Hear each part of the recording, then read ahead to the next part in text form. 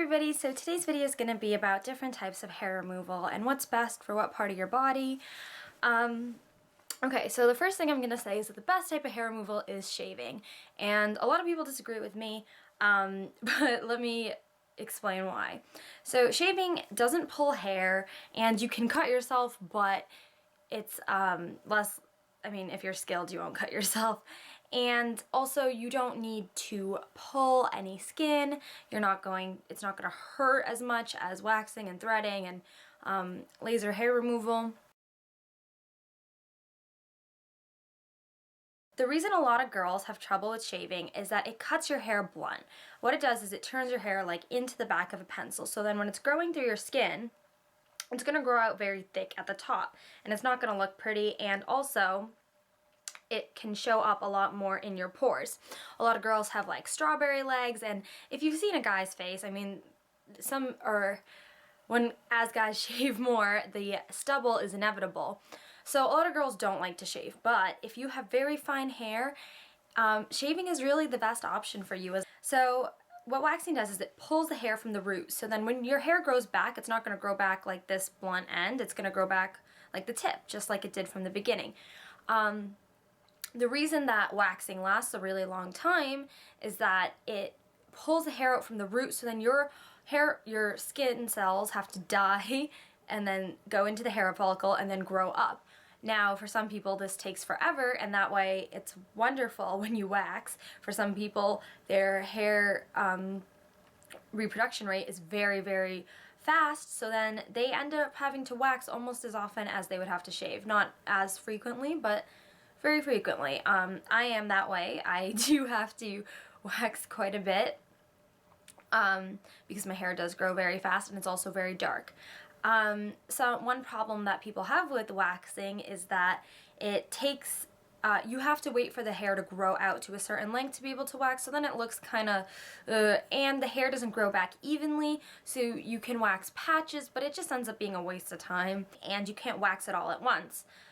So what I do is I wax, and then I use an epilator, and what an epilator is, it's like a bunch of little tweezers, and it hurts like so badly, but it works really well. And whenever the hair is growing back, but I'm not ready to wax yet, or I haven't let it grow out all the way, like it's in the summertime, and I only want to wax one time at the beginning of the summer, and then I epilate the way through, the whole summer through, and that just removes all the little hairs that the waxing can't get, and it really just like picks out each hair. It hurts, and it probably hurts more than waxing, but it's really effective, and it's really quick, and it's not messy. Obviously you're gonna end up with, I do it on a towel because I end up with little hairs on the ground or on the towel, but it's a lot better than microwaving the wax, finding the strips. Another downside to waxing is that it pulls skin. Now this really isn't a problem on your legs, on your bikini area, on your arms, but on your face you really shouldn't be waxing because it does pull skin. Your skin is very, very sensitive on your face. Everybody knows that.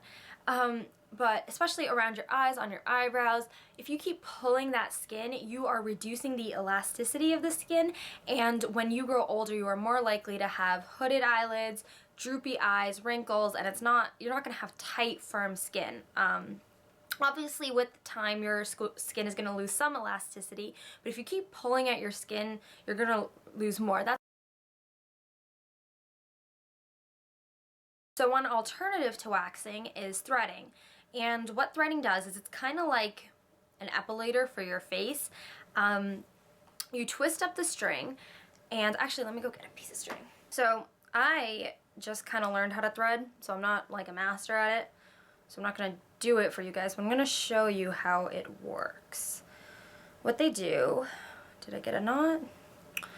What the people who thread do is they take the string, I don't know how well you can see that, they take the string and they twist it up like this,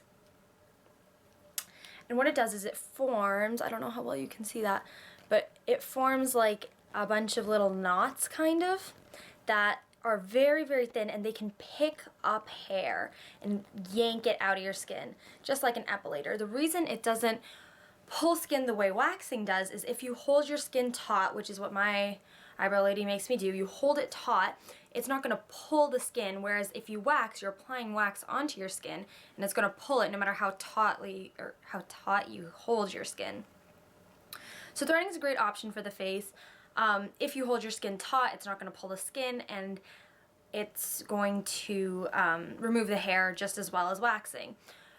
Also, you can get a lot better control around your eyebrow area, around your upper lip area, wherever you need to thread. You can get a lot more control than using a hot wax.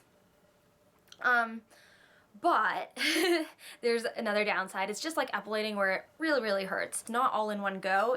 They keep going back over the same area. And also, if they are not careful enough, and this has happened to me, and even if they are careful, there are accidents where the string, it just gets caught on your skin and it rips it and it cuts you essentially. It's not like a big deal. It doesn't leave a scar. It's not like the end of the world, but it kind of does suck and it does hurt.